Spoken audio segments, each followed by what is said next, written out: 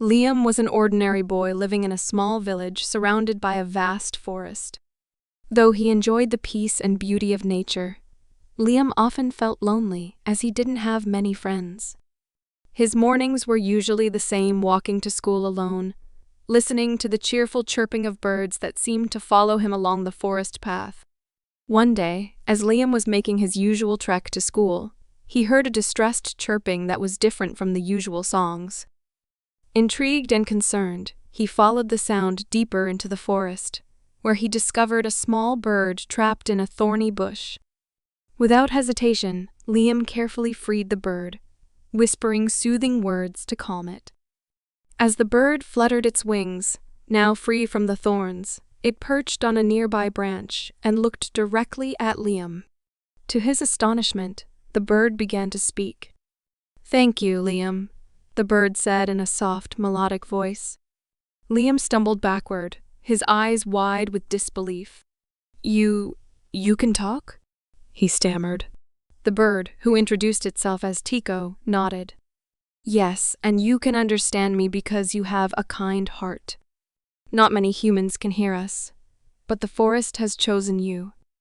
Overwhelmed but curious, Liam sat down on a fallen log, and Tico flew to his shoulder. The boy and the bird talked for hours, and Liam learned that the birds had always known about his gentle nature, which is why they sang to him every morning. Tico explained that Liam had a unique gift that allowed him to communicate with the creatures of the forest. It wasn't just about understanding their language, it was about feeling the forest's pulse, its life, and its needs. As they conversed, the bond between Liam and Tico grew, and Liam felt a sense of belonging he had never felt before.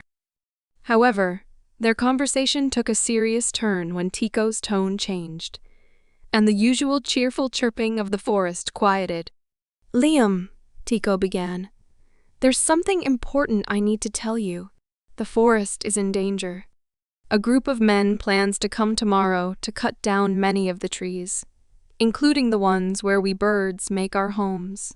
If they do this, it will destroy not only our homes but the balance of nature here." Liam's heart sank.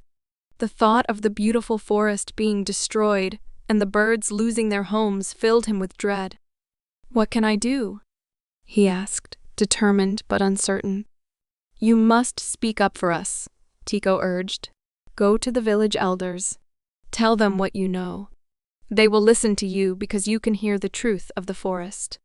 With newfound determination, Liam hurried back to the village, heading straight to the square where the elders often gathered.